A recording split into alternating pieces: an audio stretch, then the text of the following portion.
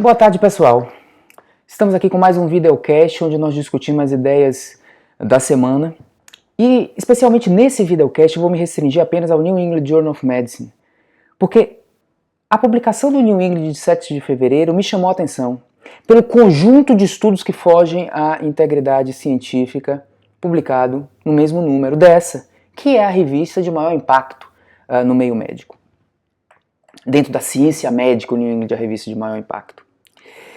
E no mesmo número foi publicado um trabalho que utiliza desenho de não inferioridade de uma maneira inadequada, na situação que não se aplica ao desenho de não inferioridade. Um outro trabalho que tenta reforçar a eficácia de uma terapia já publicada anteriormente, porém, nesse momento, utilizando, diferente de estudos prévios, desfecho substituto, ou seja, algo que não prediz de fato de uma maneira acurada benefício clínico. E um terceiro trabalho que fala de eficácia sem grupo controle. Todos esses três trabalhos publicados no mesmo número do New England.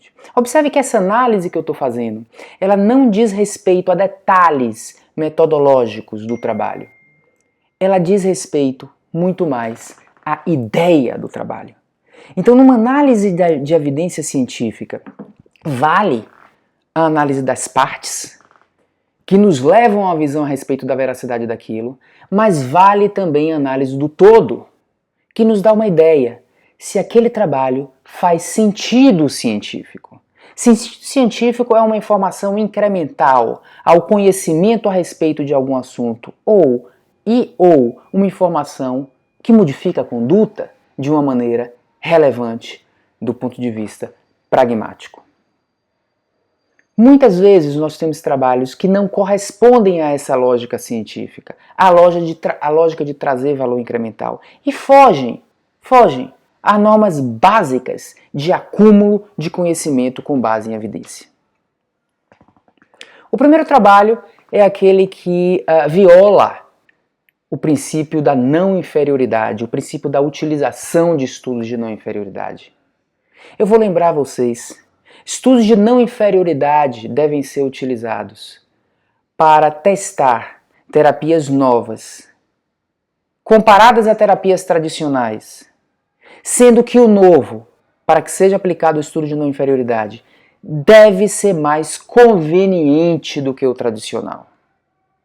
Sendo o novo mais conveniente, ele não precisa ser melhor ou mais eficaz para que ele se torne uma estratégia preferida. Ele só precisa ser não inferior. E eu lembro que a definição científica de não inferioridade não é a mesma coisa que igualdade ou semelhança. A definição de não inferioridade suporta, aceita uma margem de inferioridade. Uma margem essa que, mesmo existindo, vale a pena optar pela estratégia nova, pois ela é mais conveniente. E a conveniência compensa até uma certa perda de benefício. É nessa situação de condutas mais convenientes, nós podemos testar novos tratamentos com base no desenho de não inferioridade. Nesse estudo, intitulado Omidaciclina para o tratamento de pneumonia comunitária, os autores concluíram que omidaciclina é não inferior a moxifloxacino para o tratamento da pneumonia bacteriana comunitária. É uma conclusão, portanto, positiva, que utilizou o desenho de não inferioridade. Olhe, conseguimos comprovar que omidaciclina é não inferior que moxifloxacino. Esse é um ensaio clínico randomizado de 700 pacientes, né, sorteados para usar o moxifloxacin, que é a terapia antibiótica tradicional, versus omidaciclina, que é a nova terapia antibiótica. Omidaciclina tem alguma vantagem prática em relação ao moxifloxacin? Resposta: não. Ambos são uma vez ao dia, administração igual, não existe maior segurança com omidaciclina, e inclusive do ponto de vista de custo, segundo um artigo que eu li, chegará em torno de $3.000 por tratamento com esse novo antibiótico comparado a 200 com moxifloxacin nos Estados Unidos. Portanto, não é mais conveniente e ainda é mais caro. Qual o sentido, portanto, modificador de conduta que tem em comprovar não inferioridade? Ok, é não inferior, e daí? Eu continuarei optando ou preferindo o moxifloxacin. Porque ser não inferior não é suficiente para que eu prefira o novo, a não ser que o novo seja mais conveniente. Se uma daciclina não é mais conveniente do que o tradicional, por que então os autores se aventuraram a utilizar um desenho de não inferioridade? Ora, a resposta está no spin que o desenho de não inferioridade causa na conclusão. É mais fácil concluir positivamente num desenho de não inferioridade do que no desenho tradicional de superioridade. Claro que é mais fácil comprovar que algo é não inferior ao tradicional do que comprovar que algo é superior ao tradicional. Portanto, ao escolher inadequadamente o desenho de não inferioridade, os autores aumentam a probabilidade de que seu achado seja positivo, seja estatisticamente significante, comprove a hipótese gerada anteriormente, que era a hipótese de não inferioridade. E isso funcionou, de maneira que o trabalho foi um trabalho positivo em sua conclusão. No entanto, essa conclusão positiva, sendo ela de não inferioridade, nesse caso específico ela é inútil, porque ela não faz com que, não deveria fazer com que a omodaciclina entrasse no nosso arsenal terapêutico de uma maneira muito prevalente, porque ela não é mais conveniente. No entanto, ao optar pelo desenho de não inferioridade e gerar um spin positivo na conclusão, essa conclusão terá, consciente ou inconscientemente, um efeito mais forte na mente de prescritores, leitores de artigos. E claro que no momento da propaganda a respeito da droga, será demonstrado ali um estudo positivo, ao invés de um estudo negativo. Se o desenho adequado tivesse sido utilizado, o desenho de superioridade, a conclusão do trabalho seria: não encontramos diferença entre os dois grupos. Um spin, portanto, negativo. Ok? Então, o que justifica o uso da terapia nova em relação à terapia tradicional é mais conveniência na presença de não inferioridade ou superioridade? Se o estudo de superioridade fosse realizado, a conclusão provável seria que não há diferença. Ficaremos então prioritariamente com o moxifloxacin e, em exceções, com a outra droga. Mas é possível que com o desenho utilizado a conclusão acabe tendo mais influência sobre a mente de utilizadores da medicação. Portanto, cuidado com o uso. Esse é um exemplo do uso inadequado do desenho de não inferioridade para provocar um spin positivo na conclusão. O segundo trabalho é o trabalho que testou a associação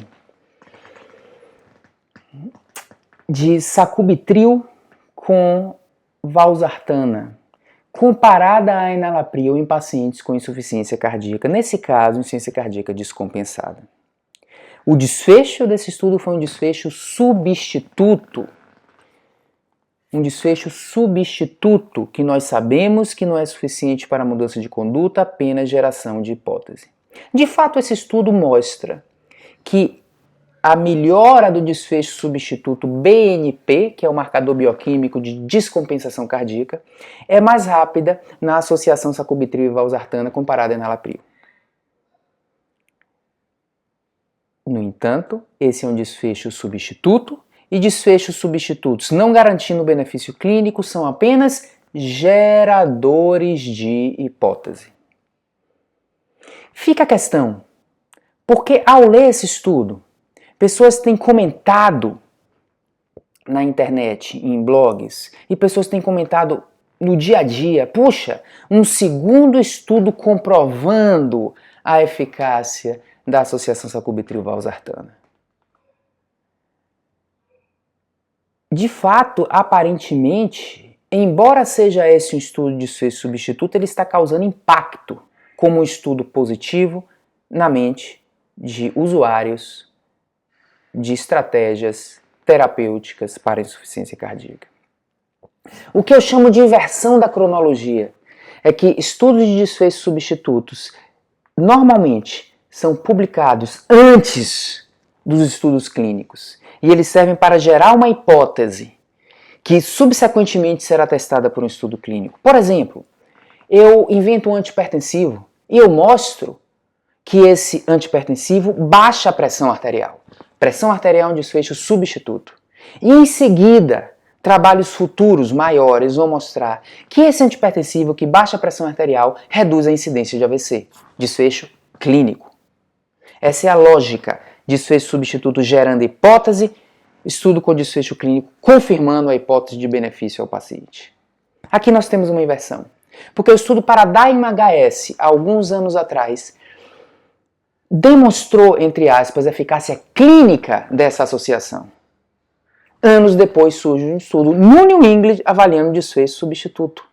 E que as pessoas estão tendo a sensação que ele serve como um reforço da eficácia dessa estratégia terapêutica. Um reforço no sentido que é o segundo estudo positivo publicado no New England, inclusive. Ambos publicados no New England. Porém, não deve ser visto como um reforço da ideia, como um segundo estudo positivo, pois é um estudo que não está avaliando desfecho clínico, ou seja, a relevância do achado é muito inferior a um estudo com desfecho clínico. É diferente de um estudo com desfecho clínico ser positivo e um segundo estudo com desfecho clínico ser positivo. Aí entra o critério de reprodutibilidade, ou seja, de reforço da ideia. Aqui nós temos uma hierarquia muito menos relevante como o segundo estudo. E um estudo menos relevante não serve de confirmação para um estudo mais relevante publicado anteriormente. Ora, por que essa estratégia? Por que essa necessidade de um segundo estudo? E que esse segundo estudo é um estudo de menos valor, está gerando a impressão confirmatória em relação ao primeiro estudo. O fato é que o primeiro estudo, o estudo Paradigm-HS, embora tenha utilizado desfecho clínico, é um estudo com uma grande falha metodológica e que invalida a sua conclusão. Ele é um estudo que utiliza de assimetria de tratamento no grupo controle. Ou seja, o tratamento vasodilatador no grupo controle era um tratamento programado para ser pior do que o tratamento do grupo em uso do sacubitril. O desenho do Paradigm-HS utilizou 320 mg de valsartana no grupo ativo, no grupo sacubitril, e apenas metade da dose de enalapril no grupo controle. Não sabemos, portanto, se aquele desfecho clínico observado ele é decorrente do advento do sacubitril ou é decorrente da melhor terapia vasodilatadora no grupo ativo, que inclusive apresenta pressões arteriais mais baixas. O estudo Paradigm-HF, apesar de ser um grande estudo que avaliou o desfecho clínico, ele tem um grande viés, o viés de assimetria de tratamento no grupo controle, que invalida o seu resultado. Precisamos então do quê? De um segundo estudo confirmatório, porque o Paradigm-HF não conseguiu ser um estudo confirmatório, embora, na prática, as pessoas estão com um entusiasmo exacerbado em relação a essa nova droga. Surge, então, um estudo confirmatório, um segundo estudo, publicado no New England, confirmando aquilo que eu já queria acreditar. E, de fato, a comunidade cardiológica está morrendo de desejo de acreditar que essa tal medicação é uma medicação mais efetiva.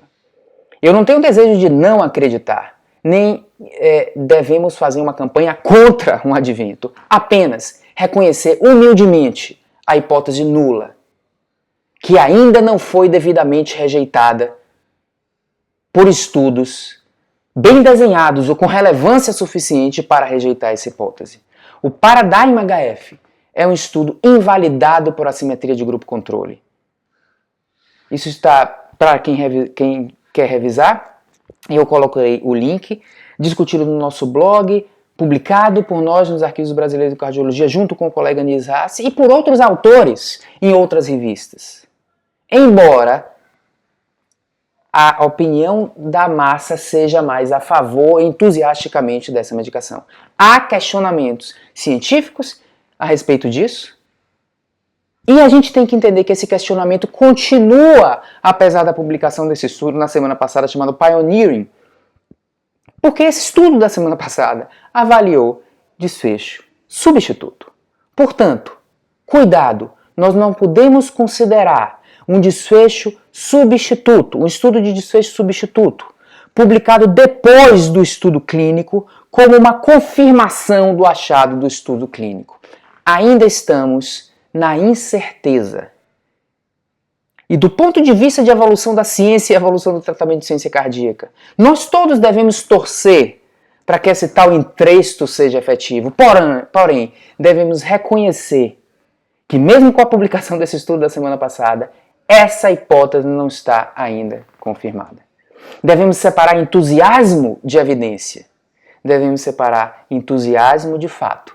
Porque se a gente ceder ao entusiasmo e entrar com uma forte crença ou vontade de acreditar que algo funciona, não tenha dúvida, nós sofreremos do viés de confirmação e procuraremos evidências a favor da nossa crença.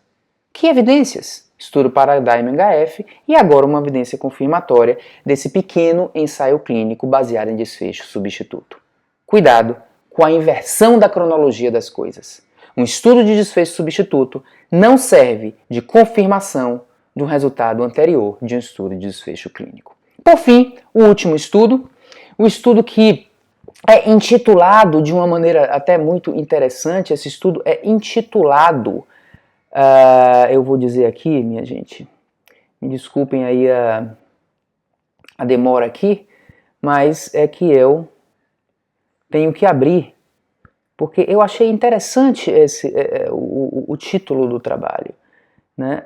Full Study Report of Andexanet Alpha para sangramento decorrente de inibidores do fator 10A. Inibidores do fator 10A são aqueles novos anticoagulantes orais que não precisam de controle do TP, um advento muito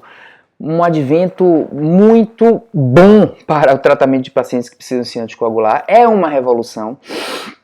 E eles inventam então essa molécula que equivale a um fator 10A recombinado que deve ser dada ao paciente que está usando o inibidor do fator 10A, sangrando. Eu vou dar isso aqui para parar o sangramento. É interessante o título, Full Study, né? Um estudo completo, o relato de um estudo completo, o relato completo de um estudo ou algo assim. Eu nunca vi num título alguma coisa como Full Study, escrito assim. É interessante que esse estudo é tudo menos full, tudo menos completo, porque nenhum ensaio clínico randomizado esse trabalho é. Esse trabalho simplesmente relatou, é uma série de casos de pacientes que utilizaram esse tratamento. Então, uma série de 352 pacientes que sangraram, entraram nesses critérios, e ele simplesmente relata e mostra que a aplicação disso aí promove uma correção da atividade do fator 10A, e ele também utiliza um outro desfecho, chamado desfecho coprimário, que é uma evolução clínica favorável em relação ao sangramento. Ora, sem grupo controle, como é que eu posso garantir que na ausência desse tratamento não haveria, simplesmente por ter parado a medicação, uma correção ao longo das horas da atividade do fator 10A? Não dá. O outro grupo também teria uma correção desse fator. A questão é se seria mais rápido com a administração desse novo fator. A gente não sabe. Provavelmente seria, mas não tem o grupo controle. Portanto, não podemos usar a palavra eficácia, que foi uma palavra utilizada pelos autores nesse artigo. Muito menos em relação a desfechos clínicos, porque usou outro grupo, poderia também não ter grandes complicações com o sangramento que tiveram, mesmo sem uso disso. Agora, quando você pega um trabalho desse tipo, que deve existir, claro, esse é um trabalho que se aproxima mais ao trabalho de fase 1, que mostra um teste de dose ou alguma coisa assim, para depois entrar no estudo de fase 2 que compararia esse desfecho substituto, porém com o grupo controle. Então é mais um trabalho que tem características até de fase 1, publicado no New England, intitulado como Full Report, utilizando em determinados momentos do texto a palavra eficácia. Isso acaba convencendo as pessoas de que temos aqui uma validação desse tipo de droga. Portanto, mais uma vez, é estranho o formato como esse trabalho surge e o entusiasmo como ele é publicado pelo New England Journal of Medicine. Nós temos esses 3 trabalhos, são trabalhos não só financiados, como realizados, promovidos, organizados pela indústria farmacêutica. E sem querer usar de teoria da conspiração, é provável que tenha tido essa influência nos 3 trabalhos.